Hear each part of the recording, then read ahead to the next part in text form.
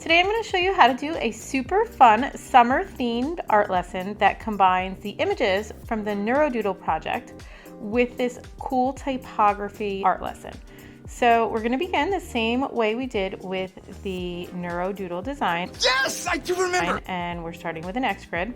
And then once you have your image drawn, same thing you did with the NeuroDoodle, you are going to outline your lines in black Sharpie. And then you are going to make your lines flow from thick to thin.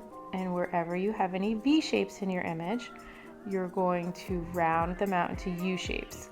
So here you are going to switch back and forth between the thick and thin marker. And it goes back and forth and back and forth. And anytime you have a little mistake like that one there, don't think of it as a mistake and go with the flow. Great, now let's do this. So next thing we're going to do is we are going to add the guide marks where our text is going to follow. So I'm starting really light with pencil, and I'm making some thick areas and some thin areas for some thicker shapes and thinner shapes, but I'm trying to follow the contour of the design. So next thing I'm gonna do, I'm gonna go over those lines with the marker, and just like we did with the image, I'm going to transform those V shapes into U shapes, and I'm going to round out those corners. Next, you're going to look at your brainstorm list. Brainstorm! You want to make a brainstorm list of all of the things that come to mind when you think of summer. Don't you dare. In summer! And then you are going to, in as many creative fonts as you can use, I'll link the reference images and everything I'm using in this lesson below, but it's always a good idea to take a look at different fonts to get some inspiration.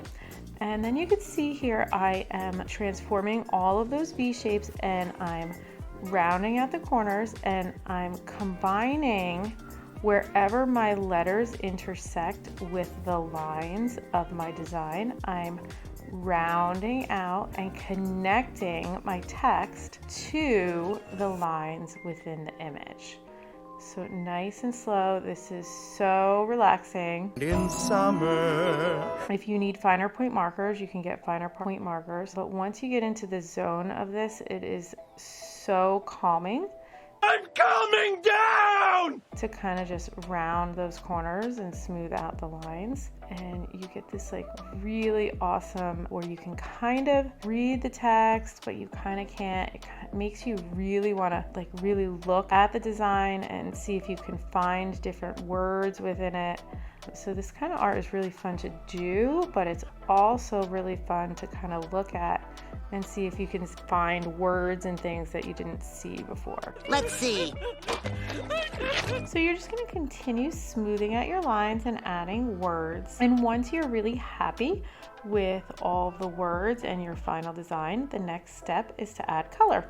This step is optional, but it's really fun. And just like always, it's a good idea to practice first. Practice makes perfect. So here I am mixing all of my colors from the 3 primaries, red, yellow, and blue. And I'm keeping my watercolor super, super watery. Water! Water! Water! Need water now! And I'm playing around with making just these fun little dots. The idea with the watercolor is just to add a pop of color without overwhelming the design. If you want to add watercolor washes to your background instead of the dots, you can absolutely do that, but the dots are just kind of fun. So here's another fun variation. You can use any reference images, but I will link more below. But the most important thing is to have fun.